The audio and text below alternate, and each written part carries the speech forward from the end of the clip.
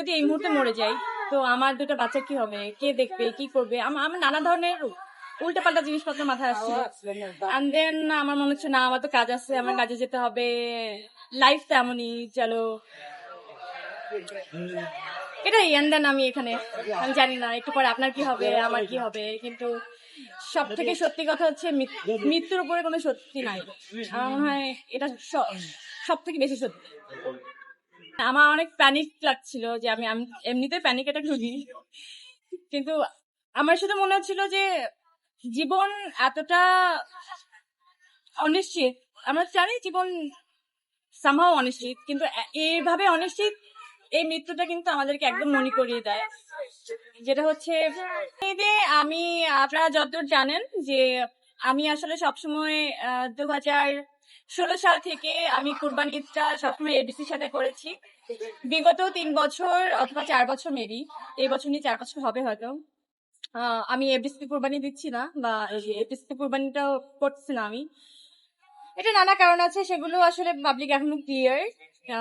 আমি চাই এফডিসিতেও কুরবানিটা হোক সবার সাথে, আমার সহশিল্পীরা যারা আছেন, যাদেরকে আপনারা দুস্থ বলে গণ্য করেন, আমি চাই যে তাদেরও এই কুরবানিটা হোক, উৎসব মুখর হোক, আমি থাকি আর না থাকি।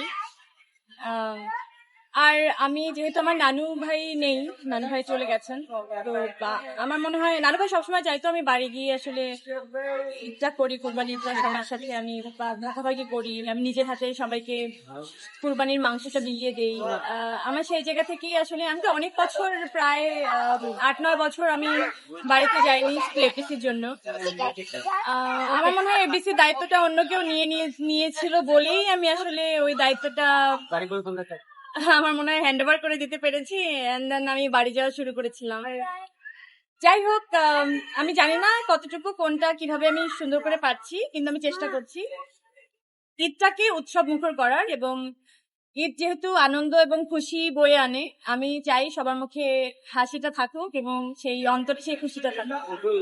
এটুকুই, আর কিছু চাওয়ার নেই। কোয়েশ্চেন এবং করে অ্যাড করে দিচ্ছে। আপনারা কেন স্যাডনেস নিয়ে আসেন আমি বুঝছি না। আমি সারাদিন একটা ট্রমার মধ্যে ছিলাম, আমি এখনো বুঝি নাই। জোরে জোরে কিছুদিন আগে মা দিবস গেল, তারপরে না, বিশ্বাস করেন মোটেও এটা ঠিক না। আমরা যে সেলিব্রেট করি মা দিবসটা, কিন্তু আমরা 365 দিন মাদের কথা ভাবি, মায়ের কথা ভাবি। মাঝখানে আমাদের জীবনটা একদম অচল। যদি আমার মতো কেউ এতিম হয়ে যায়, তারপরও ওই মায়ের কথাই ভাবি। কিন্তু আমরা দিন শেষে আমরা একটা কোল চাই, একটা ছায়া চাই, একটা শেড চাই, যেখানে আমরা একদম কমফোর্টেবল জোনে থাকবো। সেটা মা ছাড়া অন্য কিছু হতে পারে না। মাই সর্বোচ্চ ঘর, মাই সর্বোচ্চ শান্তি। আমার মনে হয় মায়ের উপরে কিছু নাই পৃথিবীতে। যদি কোনো ব্যস্ত থাকে, আমার মনে হয় সেটা মায়ের উপর।